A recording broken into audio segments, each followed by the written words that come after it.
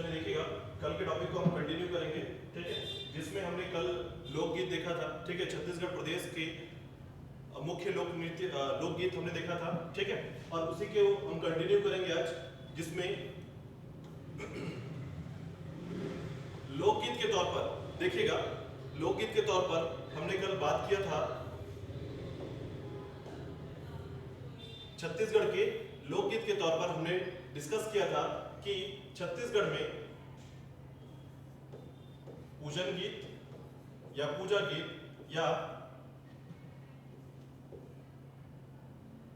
ठीक है पूजन गीत से संबंधित या धार्मिक गीत से संबंधित, और हमने डिस्कस किया था संस्कार से संबंधित या संस्कार पर आधारित गीत और उत्सव पर आधारित गीत, और साथ ही साथ हमने देखा था मनोरंजन पर आधारित गीत, तथा हमने देखा था ऋतुओं पर आधारित गीत, ठीक है। तो हमने कल पार्ट 1 में, ठीक है, पूजन या धार्मिक संबंधित गीत हमने देख लिए थे और ऋतु पर आधारित गीत देख लिया था, ठीक है। अब उसी के बाद हम कंटिन्यू करेंगे आज, जिसमें हम बात करेंगे अन्य गीतों में। सबसे पहले हम संस्कार गीत की बात करेंगे, ठीक है। देखिएगा, इस पे जाने से पहले मैं आपको कल के रीजन पर डिस्कस करूं कि कल का जो टॉपिक था हमारा वो कौन कौन सा था और हमने किस बातों पर टॉपिक पर हमने डिस्कस किया था। तो देखिएगा, हमने भोजली गीत देखा, ठीक है, और अगर आपने ये टॉपिक नहीं पढ़ा है तो कल के वीडियो को जरूर एक बार पढ़ लीजिएगा, ताकि आप प्रॉपर्ली जो छत्तीसगढ़ का प्रदेश है, छत्तीसगढ़ प्रदेश जो है, इसके महत्वपूर्ण जो लोकगीत है उन सभी टॉपिक में आपको प्रमुख धार्मिक गीत या पूजन गीत जो है और जो विभिन्न ऋतुओं से संबंधित गीत हैं वो सभी कुछ कल के वीडियोस में देखने को मिलेगा, ठीक है। तो आज हम एक सरसरी नजर से देख रहे हैं और देन कल हम आज जो है इसके बाद हम लोग संस्कार गीत से स्टार्ट करेंगे आज के टॉपिक पे, ठीक है।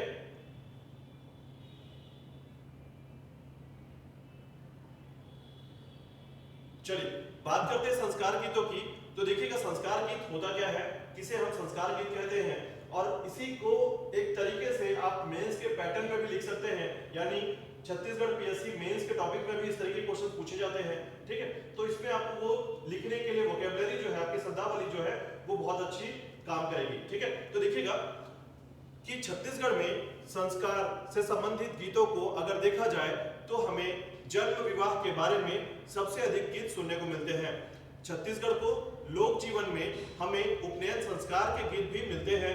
मृत्यु संस्कार के गीत छत्तीसगढ़ के कबीरपंथियों में गाए जाते हैं, और जन्म संस्कार के समय जो गीत गाए जाते हैं उसको सोहर गीत कहा जाता है, ठीक है। और साथ ही साथ उपनयन संस्कार के गीतों को छत्तीसगढ़ में बरुआ गीत भी कहते हैं, ठीक है। तो इस क्रम पर देखिएगा कि संस्कार गीत क्या होता है कि छत्तीसगढ़ के प्रथा प्रणालियों के अनुसार, ठीक है, छत्तीसगढ़ की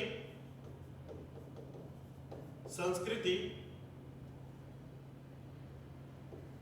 छत्तीसगढ़ की संस्कृति प्रथा के अनुसार विभिन्न चरणों पर देखिएगा पद्धतियों में हम बात करते हैं जन्म की, विवाह की या पठौनी की या फिर मृत्यु की। तो इन सभी के समय मनाया जाने वाला, ठीक है, मनाया जाने वाला एक संस्कार जो कि वंशानुक्रम के तौर पर स्थानांतरित हो रही है, इसे हम संस्कृति या संस्कार प्रथा कहते हैं, ठीक है। तो याद रखिएगा, इन संस्कृति या संस्कार प्रथा के दौर पर हम देखते हैं कि छत्तीसगढ़ में जन्म संस्कार गीत, विवाह संस्कार गीत, पठौनी संस्कार गीत और मृत्यु संस्कार गीत भी होता है, ठीक है, गाया जाता है। तो देखिएगा, इसी में सबसे पहले हम बात करेंगे जन्म संस्कार गीत की। तो देखिएगा, जन्म संस्कार गीत के अंतर्गत याद रखिएगा कि सबसे मुख्य जो जन्म संस्कार गीत होता है, इसके क्रम पर देखिएगा तो हम देखते हैं कि सोहर गीत, ठीक है, याद रखिएगा, सोहर गीत के अंतर्गत, ठीक है, सबसे पहले तो देखिएगा सोहर गीत के अंतर्गत विभिन्न गीत की क्रम आती है, जिसमें देखिएगा सोहर गीत के अंतर्गत सुकून गीत, सधौरी गीत, व्यथा गीत, भार पीड़ा गीत, प्रसव गीत, मधु पीपर गीत, देवरानी जेठानी गीत, ये सारे गीत आते हैं सोहर गीत के अंतर्गत। ठीक है, तो देखिएगा बच्चे के जन्म के समय ये सारे गीत प्रथाएं जो हैं जन्म संस्कार गीत में शामिल होते हैं। चलिए इनके बिंदुओं को देखिएगा। सबसे पहले समझते हैं जन्म संस्कार गीत में देखिएगा कि जिंदगी के हर पहलू के साथ कोई ना कोई संस्कार जुड़े हुए हैं और संस्कारों से संबंधित गीतों को अगर हम देखा जाए तो हमें जन्म और विवाह के बारे में सबसे अधिक गीत सुनने को मिलते हैं। ठीक है, तो यहाँ पर देखिएगा उस क्रम पर सबसे पहले जो है हम बात करते हैं जन्म संस्कारों में सधौरी संस्कार के बारे में। ठीक है, याद रखिएगा सबसे पहले जो संस्कार है उसे कहा जाता है सधौरी संस्कार, जो 7वें महीने में होता है। याद रखिएगा महिला के गर्भ के 7वें महीने में, ठीक है, गर्भकाल के 7वें महीने में होता है। इस समय गर्भवती महिला को 7 प्रकार की रोटियां खिलाई जाती है और उस वक्त उस महिला के मायके से ये सारी चीजें आती हैं जिसमें मायके के सधौरी कहते हैं। ठीक है, इसे मायके का सधौरी कहा जाता है। बेटी के लिए कपड़े गहने भेजे जाते हैं और सधौरी के वक्त दूसरी महिलाओं जो गर्भवती महिलाएं हैं, ठीक है, उसके अलावा जो महिलाएं हैं यहाँ पर दूसरी महिलाएं गर्भवती महिलाओं के लिए महिला के लिए कपड़े 7 प्रकार की रोटियां लेकर आते हैं। इन रोटियों को अलग अलग नाम से जाना जाता है, जैसे खुरमी, पपची, लाडू, सुहारी, पीड़िया, कुस्मी और कटी के लड्डू। ठीक है, तो ये विभिन्न प्रकार से याद रखिएगा। और इसी के क्रम पर आपको याद रखना है, इसी के क्रम पर सुकून, व्यथा, भार पीड़ा गीत, प्रसव गीत, मधु पीपर गीत, देवरानी जेठानी गीत, विभिन्न प्रकार के सधौरी गीत गाए जाते हैं। ठीक है, तो याद रखिएगा ये सभी जो गीत हैं ये इसी क्रम पर सधौरी गीत या सधौरी संस्कार के तहत ही गाए जाते हैं। ठीक है, चलिए नेक्स्ट देखिएगा नेक्स्ट है आपका उपनयन संस्कार के गीत। ठीक है, जिसे बरुआ गीत या छत्तीसगढ़ में बरुआ गीत कहा जाता है। ठीक है, तो याद रखिएगा बरुआ गीत जो है ये उपनयन संस्कार गीत कहलाता है, बरुआ गीत। तो देखिएगा बरुआ गीत कई सारे होते हैं। बरुआ गीतों के माध्यम से लड़कों को ब्राह्मण बनने के लिए उत्साह दिया जाता है। देखिए बेसिकली यहाँ पर ब्राह्मण शब्द किसी वंश से नहीं है, ये उनके चरित्र का चित्रण है, चरित्र का एक व्याख्यान है जिसपे ब्राह्मण चरित्र की व्याख्या की जाती है। ठीक है, जिसपे विभिन्न प्रकार की गीत भी लिखी गई है। ठीक है, तो बरुआ गीत जो है कई सारे हो सकते हैं, एक से अधिक प्रकार के बरुआ गीत होते हैं, याद रखिएगा। ठीक है, चलिए नेक्स्ट देखिएगा सोहर गीत। बच्चे के जन्म के समय गाया जाता है सोहर गीत। ठीक है, उसके बाद देखिएगा लोरी गीत, तो बच्चों को सुलाने के लिए या सुलाते समय ये गाया जाता है, इसे लोरी गीत कहा जाता है। तो ये सभी जन्म संस्कार के संबंध में, सभी बच्चों के संबंध में ये गीत आते हैं, याद रखिएगा। ठीक है, चलिए नेक्स्ट देखिएगा संस्कार गीत में विवाह गीत। तो देखिएगा विवाह गीत के अंतर्गत देखते हैं छत्तीसगढ़ में इस विवाह गीत में विभिन्न प्रकार के चरणबद्ध संस्कार होते हैं। ठीक है, और इसी चरणबद्ध संस्कारों को अलग अलग समय होते हुए महिलाओं के द्वारा, ठीक है, गाए जाने गीत को विवाह गीत कहा जाता है। तो सबसे पहले देखिएगा कि विवाह के आरंभ में, सबसे पहले विवाह के आरंभ में जिसे कहा जाता है चूल माटी, देखिएगा तो चूल माटी के तौर पर यहां पर याद रखिएगा कि विवाह गीत में, ठीक है, विवाह के आरंभ समय में माटी की खुदाई, जिसमें एक मुख्य गीत गाई जाती है। ठीक है, तो इस गीत के तौर पर याद रखिएगा इसे चूल माटी कहा जाता है, जिसमें विवाह पक्ष के वर और वधू, ठीक है, मुख्यतः याद रखिएगा वर और वधू के समय इनके द्वारा तालाबों के पास या मंदिर के पास से मिट्टी लाई जाती है, उसे चूल माटी कहा जाता है। ठीक है, तो नेक्स्ट देखिएगा जिसे कहा जाता है तेल चढ़ी। तो तेल चढ़ी का संस्कार में याद रखिएगा तेल और हल्दी घोलकर कन्या की बुआ या बहन, ठीक है, लगाती हैं, जिसपे दुल्हन और दूल्हा पक्ष दोनों की तरफ ये तेल और हल्दी लगाई जाती है, इसे तेल चढ़ी कहा जाता है। और इन सभी संस्कारों में मुख्य गीत गाई जाती है, जिसे चूल माटी गीत, तेल चढ़ी गीत या फिर मायन गीत देखिएगा मायन के समय गाया जाता है। ठीक है, तो इस तरीके से विवाह गीत के तौर पर याद रखिएगा कुछ नाम याद रखिएगा, जैसे चूल माटी, तेल चढ़ी, मायन गीत। ठीक है, इसके बाद देखिएगा माप मौड़ी, ठीक है, माप मौड़ी संस्कार, इसमें सुवासिनी जो है बुआ या बहन, इनको कहा जाता है सुवासिनी। याद रखिएगा, रोटी बनाती है जिसे दूल्हा दुल्हन के हाथ में रखकर धागे से बांध देती है, और दूल्हे के लिए 5 बार और दुल्हन के लिए 7 बार। ठीक है, याद रखिएगा, दूल्हा के हाथ में 5 रोटियां और दुल्हन के हाथ में 7 रोटियां रखी जाती हैं। ठीक है, इसे माप मौड़ी कहा जाता है। दूल्हा दुल्हन मड़वे के पास रोटी रख देते हैं और स्त्रियां फिर से गीत गाती हैं। पूर्वजों को इस गीत से निमंत्रण दिया जाता है। ठीक है, तो एक तरीके से याद रखिएगा माप मौड़ी कहा जाता है। नेक्स्ट देखिएगा नाधोली। ठीक है, तो विवाह में ये भी एक संस्कार है, नाधोली संस्कार। तो इसका मतलब होता है नहाना। देखिएगा, बारात विदा के पहले ये किया जाता है, और याद रखिएगा दूल्हा को नहलाकर नए वस्त्र पहनाए जाते हैं, और साथ ही साथ कन्या के घर में भी यही सेम संस्कार होता है। ठीक है, तो मंडप में परिक्रमा किया जाता है, और लड़की की शादी में 5 बार परिक्रमा और लड़के को 7 बार परिक्रमा की जाती है। मतलब ये एक संस्कार है, याद रखिएगा। और उसके शरीर को कपड़े से ढक दिया जाता है, और हाथ में कंकन, पवित्र धागा बांध दिया जाता है, और स्त्रियां गीत गाती हैं। ठीक है, तो इसे नाधोली संस्कार कहा जाता है, नाधोली गीत कहा जाता है। चलिए नेक्स्ट देखिएगा, इसके बाद बारात गीत होता है, जो बारात के समय गाया जाने वाला गीत है। ठीक है, उसके बाद जब बारात पहुंचती है, ठीक है, लड़की के द्वार पर, तो यहाँ पर देखिएगा उसे कहा जाता है परघोनी। परघोनी का मतलब होता है स्वागत करना। तो याद रखिएगा, इस क्रम पे याद रखिएगा कि हम बात करते हैं परघोनी। तो देखिएगा कि अगर लड़की की शादी हो रही है तो बारात आती है, और बारात का स्वागत किया जाता है, जिसे छत्तीसगढ़ी में परघनी कहा जाता है। बारात आगमन के समय स्त्रियां गीत गाती हुए बारात परघनी करती हैं, अर्थात स्वागत करती हैं। ठीक है, तो याद रखिएगा इस क्रम पर।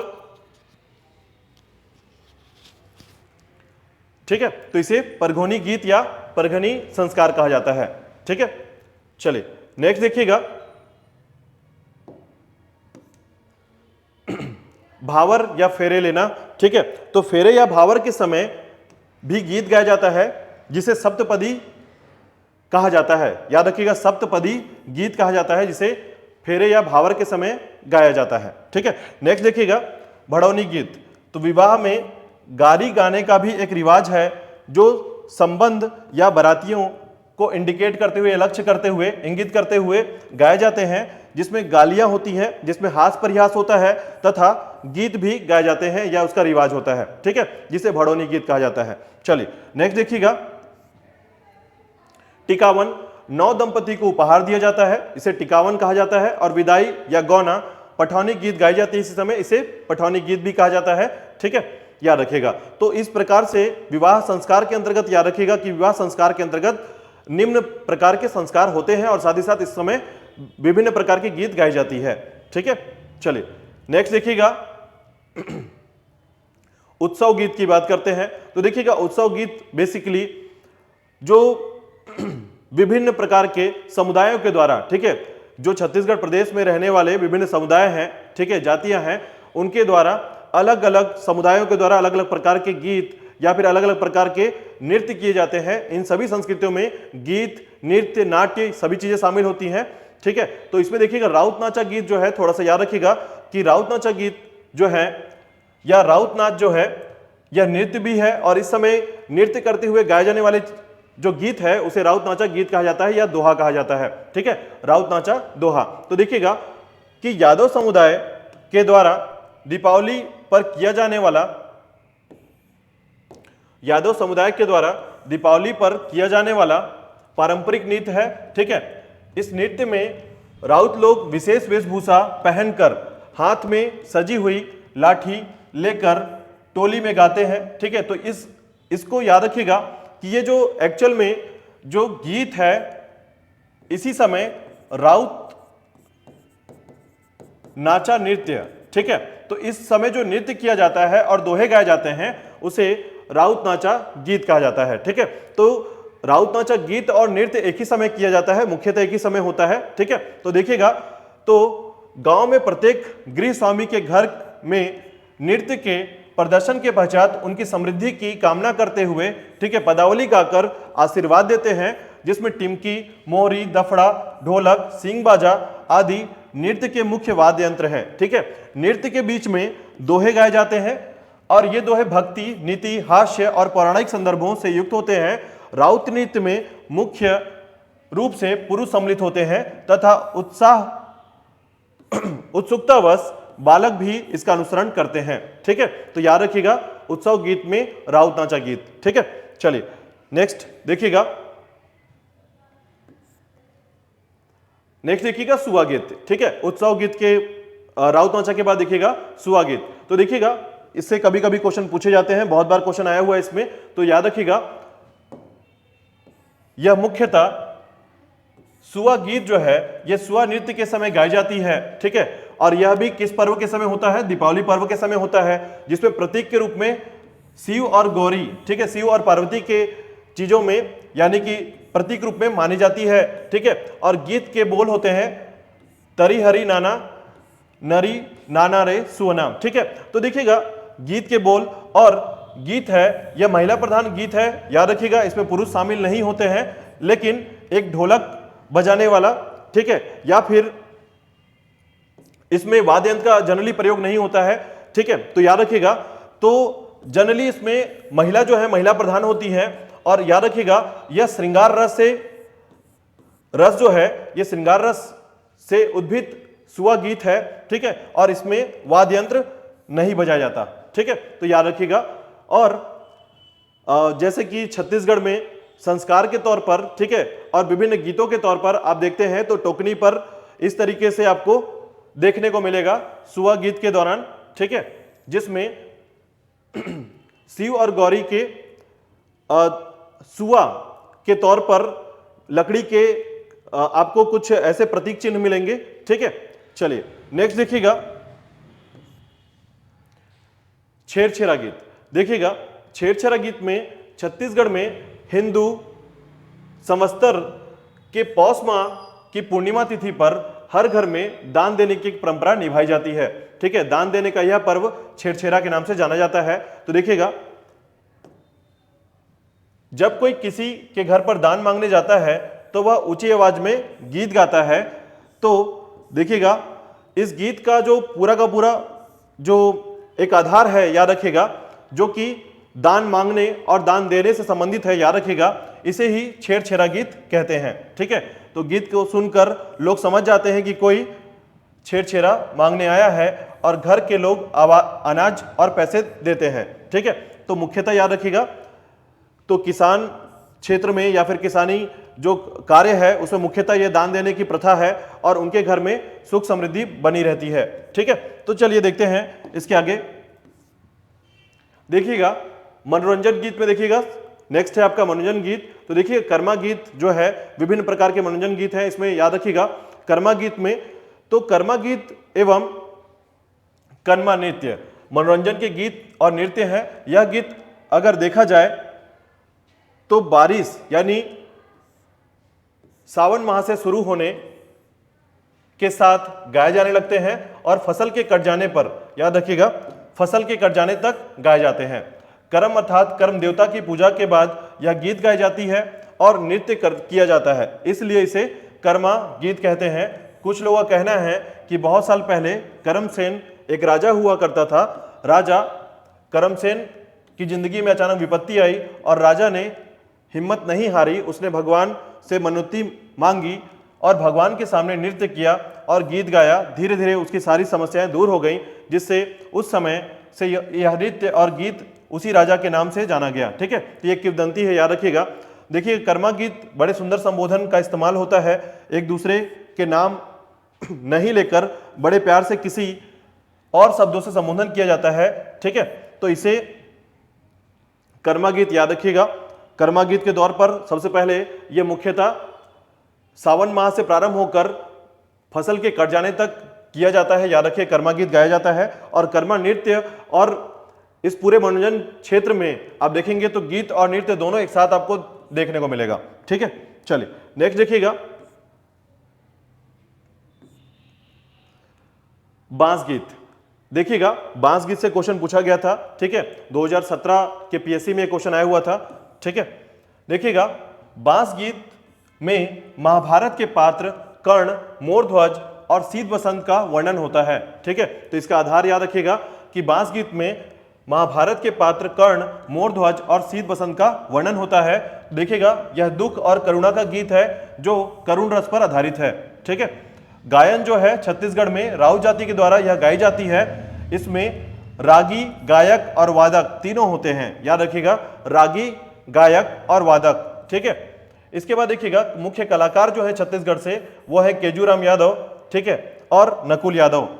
तो नाम याद रखिएगा, बांस गीत के जो मुख्य कलाकार हैं केजूराम यादव और नकुल यादव। जो नकुल यादव जो है वो खैरागढ़ से बिलोंग करते हैं और केजूराम यादव जो है बासिन ग्राम से बिलोंग करते हैं, ठीक है। इसके बाद देखिएगा वाद्य यंत्र जो है मुख्यतः मोहराली कहा जाता है जो कि बांस से बना हुआ होता है, ठीक है। तो याद रखिएगा बांस गीत। चलिए नेक्स्ट देखिएगा डंडा गीत। देखिएगा यह छत्तीसगढ़ का राजगीत है, याद रखिएगा, वर्ष में लगभग 2 बार यह गाया जाता है, ठीक है। कंवार और फागुन माह में यह गाया जाता है।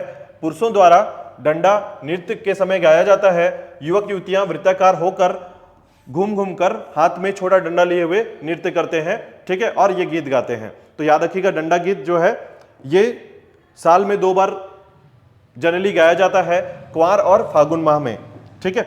चलिए नेक्स्ट देखिएगा ददरिया गीत। इससे भी क्वेश्चन पूछा गया था, याद रखिएगा ददरिया गीत से क्वेश्चन बहुत बार आते हैं, व्यापम और पीएससी दोनों में आते हैं, ठीक है। तो देखिएगा ददरिया गीत को एक प्रेम गीत या प्रणय गीत भी कहा जाता है, याद रखिएगा, ठीक है, प्रेम गीत या प्रणय गीत भी कहा जाता है। तो इस तौर पर देखिएगा कि लोकगीतों का राजा, इसे श्रम गीत भी कहा जाता है, ठीक है, लोकगीतों का राजा और श्रम गीत भी कहा जाता है, ठीक है। पठारी और कछारी दोनों रूपों में इसे गाया जाता है, याद रखिएगा। इसमें देखिएगा शैली जो होती है सवाल और जवाब शैली में आधारित होती है, ठीक है, श्रृंगार रस पर है, याद रखिएगा, श्रृंगार रस पर आधारित है। फसल बोते समय युवक युवतियां अपने मन की बातें एक दूसरे तक पहुंचाती हैं, तो यह श्रृंगार रस पर आधारित है, याद रखिएगा। और ददरिया को प्रेम गीत या प्रणय गीत के रूप में जाना जाता है, ठीक है। तो ददरिया गीत याद रखिएगा, ठीक है। इसके बाद देखिएगा कि गीतकार मुख्यतः छत्तीसगढ़ में जो गीतकार आपको ददरिया गीत के मिलेंगे, ठीक है, उसमें देखिएगा आपको लक्ष्मण मस्तूरिया, दिलीप सारंगी और केदार यादव और शेख हुसैन, ठीक है, 4 जो गीतकार हैं। जनरली आपको ये छत्तीसगढ़ के जो कलाकार हैं, ये गीतकार हैं, इनके बारे में आपने सुना होगा, ठीक है। देखिएगा तो विशेष में देखिएगा बैगा जनजाति के द्वारा ददरिया गीत के साथ साथ नृत्य भी किया जाता है, ठीक है। ददरिया की स्वीकृति छत्तीसगढ़ के लोक जीवन और साहित्य में प्रेम काव्य शामिल किया गया है के रूप में हुआ है, ठीक है। इसमें 2-2 पंक्ति के पद होते हैं जिसे स्त्री पुरुष मिलकर या अलग अलग गाते हैं, ठीक है। तो ये 3-4 फैक्ट याद रखिएगा इसी क्रम पर। चलिए नेक्स्ट देखिएगा पंडवानी, जो कि छत्तीसगढ़ का अपना एक पहचान, ठीक है। देखिएगा बहुत विशेष है, बहुत मुख्य है। कारण क्या है? कारण यह है कि अगर किसी लोकगीत या लोक जो हमारा एक पहचान है या संस्कृति है, लोक संस्कृति जो हमारी है, अगर विश्व में कहीं और इस देश के अलावा जिसके कारण हमारी पहचान हुई है, उसका नाम है पंडवानी, ठीक है। तो बात करते हैं, देखिएगा इसका रूप जो है महाभारत कथा का छत्तीसगढ़ लोक रूप पंडवानी है, याद रखिएगा। महाभारत कथा का जो लोक रूप है उसे पंडवानी कहा जाता है, जो कि मुख्यतः महाभारत के पांडव के क्षेत्रों पर शामिल किया गया। और याद रखिएगा इसके रचयिता है सबल सिंह चौहान, जो कि मुख्यतः रतनपुर से बिलोंग करते हैं, ठीक है, जिन्होंने दोहा और चौपाई के माध्यम से पंडवानी को लिखा है, ठीक है। तो देखिएगा गीत रूप जो है ये झाड़ूराम देवांगन ने पंडवानी के पिता कहलाते हैं, पंडवानी के पितामह कहलाते हैं, याद रखिएगा, ठीक है। अवसर जो है किसी विशेष अवसर पर या अनुष्ठान की आवश्यकता नहीं होती है, यह किसी भी अवसर पर गाया जा सकता है, ठीक है, याद रखिएगा। मुख्य नायक होते हैं इसमें भीम, ठीक है। 5 पांडवों में भीम जो होते हैं यहां पर इसमें मुख्य नायक होते हैं और नायिका होती है द्रौपदी, ठीक है। चलिए देखिएगा इसमें तो पंडवानी गीत में कौन कौन शामिल होता है।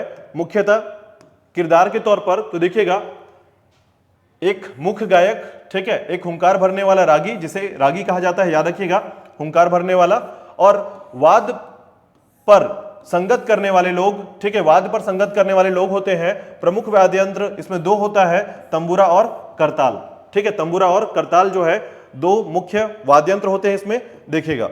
इसके बाद देखिएगा, पहले तो पंडवानी की बात करें तो देखिएगा, पंडवानी बेसिकली भीम के शौर्य का वर्णन है, याद रखिएगा, ठीक है, पांडव में भीम के शौर्य का वर्णन है, जिसको दो अलग अलग कथानक के तौर पर गाया जाता है, ठीक है, या दो अलग अलग शैली में गाया जाता है। तो याद रखिएगा पंडवानी जो है दो शैली में प्रख्यात है, ठीक है। तो देखिएगा जो प्रचलित है, एक है आपका वेदमती शैली और दूसरा है कापालिक शैली, याद रखिएगा, एक है आपका वेदमती शैली और दूसरा है कापालिक शैली। याद रखिएगा वेदमती शैली जो है केवल गायन कार्य होता है, जिसमें विरासन पर बैठकर गायन किया जाता है। तो आप यहां पर देख सकते हैं, यह है ऋतु वर्मा, ठीक है। तो ऋतु वर्मा जो है वेदमती शैली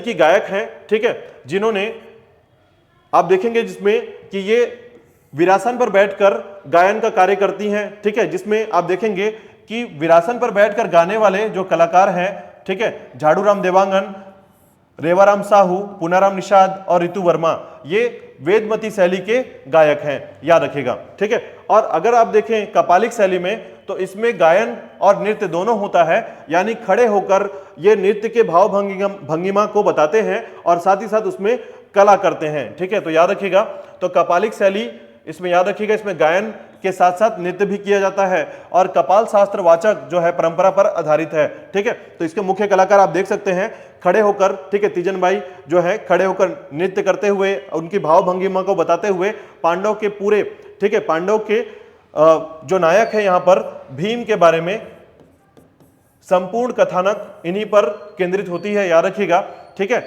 इनके शौर्य का वर्णन होता है, इनके ताकत का वर्णन होता है इस तरीके से, ठीक है। तो तीजन बाई, शांति बाई और उषा बाई जो है कपालिक शैली के मुख्य गायक हैं, याद रखिएगा, ठीक है।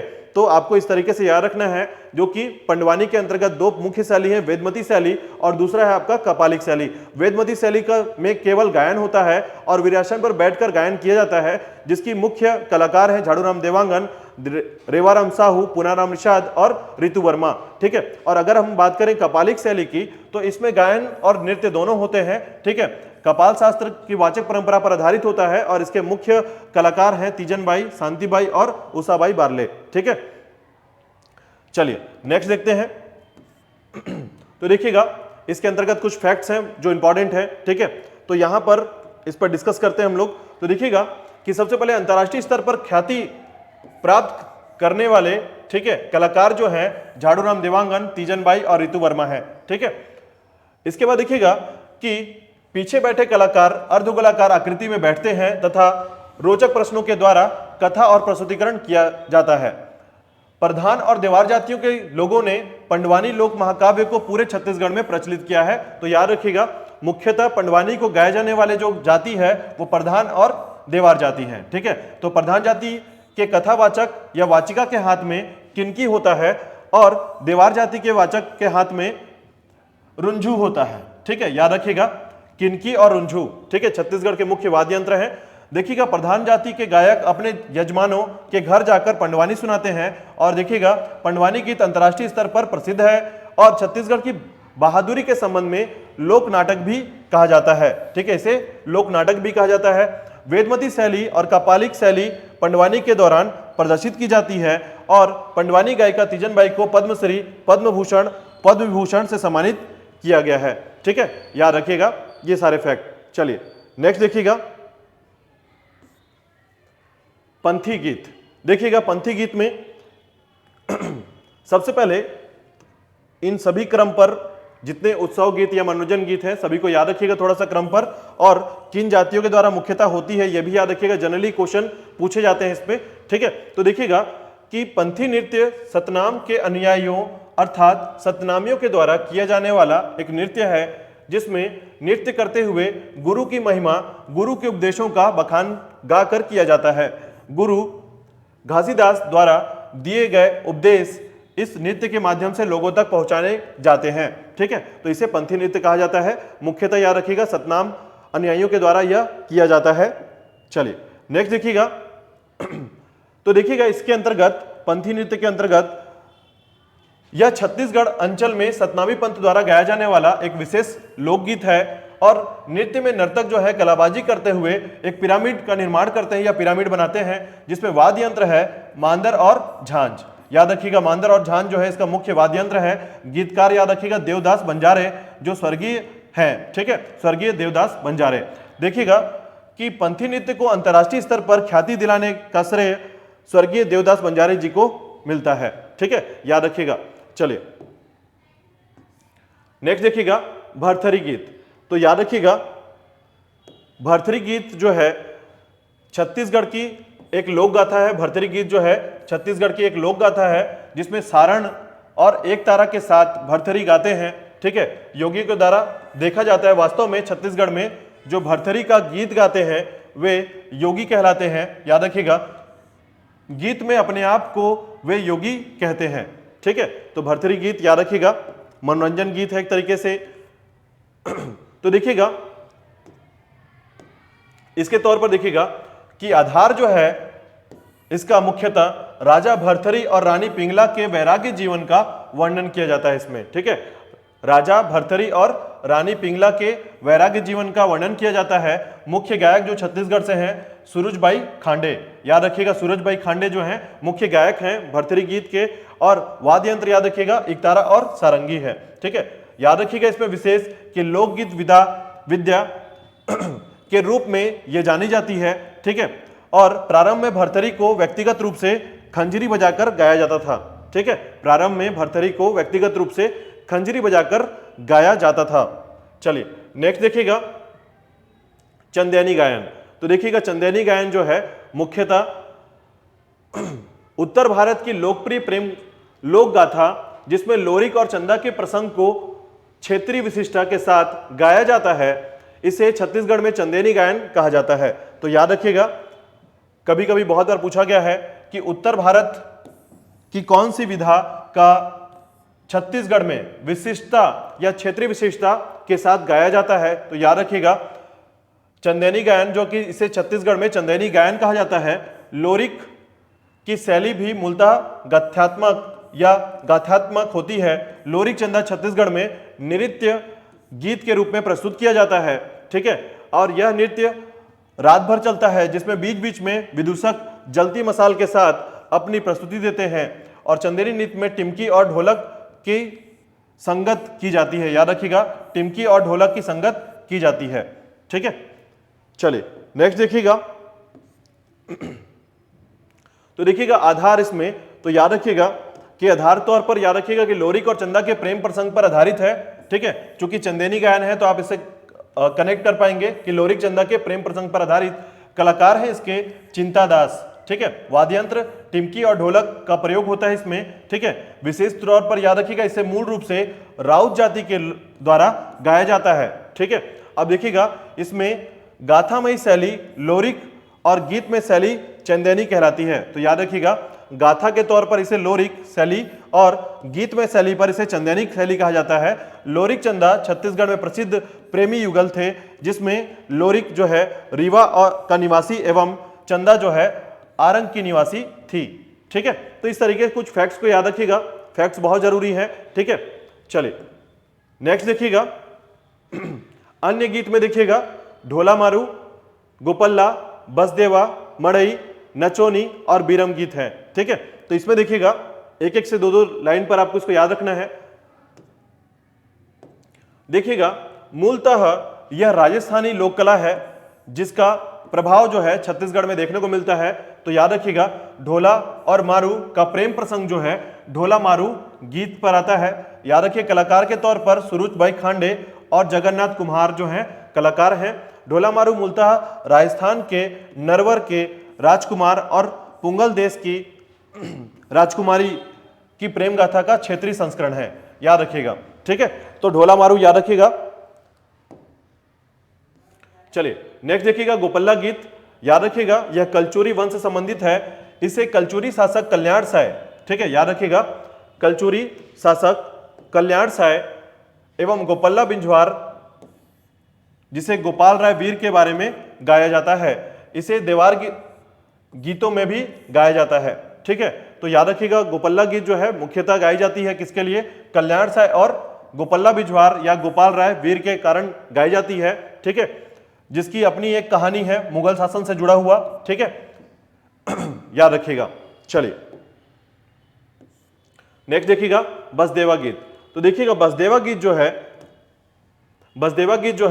बसदेवा गायन पीढ़ियों से वैष्णव कथाओं के गायन से समाज को मानवीय गुणों का संदेश दिया जाता है। ठीक है, और बसदेवा को वासुदेव हरबोले, भट्टरी बाभन और जय गगान के नाम से भी जाना जाता है। ठीक है, बसदेवा गायक अपनी जीविका के सिलसिले में अपने निवास स्थान से कई दिनों के लिए बाहर क्षेत्रों में निकलते हैं और दूर दूर तक नगर ग्रामों तक की यात्रा करते हैं। बसदेवा गायकी के दौरान करताल और चुटकी, पैंजना और सारंगी नामक वाद्य यंत्रों का प्रयोग किया जाता है। ठीक है, तो याद रखिएगा बसदेवा गायन के बारे में। चलिए नेक्स्ट देखिएगा मड़ई गीत। देखिएगा मड़ई गीत मुख्यतः, मड़ई गीत जो है यह गीत राव जाति के द्वारा गाया जाता है। मड़ई मयूर पंख और कौड़ियों से सजा हुआ बांस का स्तंभ होता है। इस समय नृत्य करते समय ढोल वाद्य यंत्र बजाया जाता है। ठीक है, तो याद रखिएगा मड़ई गीत के बारे में। चलिए नेक्स्ट देखिएगा नचोनी गीत। देखिएगा नचोनी गीत जो है नारी के विरह वेदना एवं संयोग वियोग का गीत है। ठीक है, जिसे नचोनी गीत कहा जाता है। ठीक है, चलिए तो ये सारे जो थे लगभग लोकगीत में शामिल हैं, जिसमें अंतिम गीत है आपका विरम गीत। ठीक है, और इसके बाद आपका लोकगीत वाला जो टॉपिक है वो कंप्लीट हो जाएगा और कल हम लोग फिर लोक नृत्य पर बात करेंगे। लोक नृत्य के टॉपिक को देखेंगे, कोशिश करेंगे कि आप तक हम जल्दी इसको पहुंचा दें। ठीक है, चलिए देखते हैं। यह खानाबदोश देवार जाति की स्त्रियों के द्वारा गाया जाने वाला गीत है।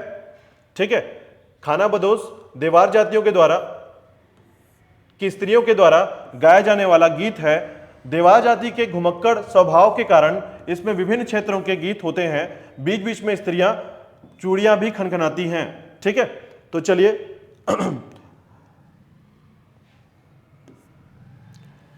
चलिए तो कल मिलते हैं नए टॉपिक के साथ।